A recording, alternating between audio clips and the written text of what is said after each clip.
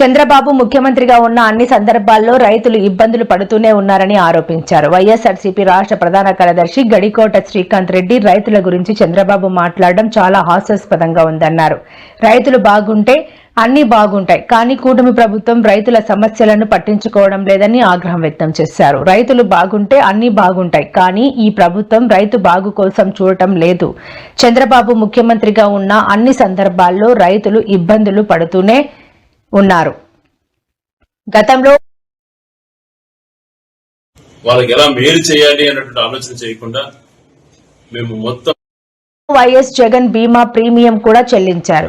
ఏ season లో జరిగిన నష్టాన్ని అదే సీజన్ లో ఇన్పుట్ సబ్సిడీ పరిహారం అందించారు.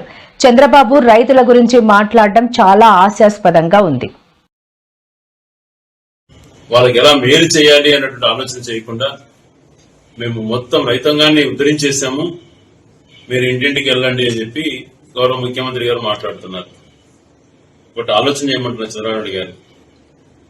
ప్రభుత్వం ఏర్పడి 18 నెలలైంది.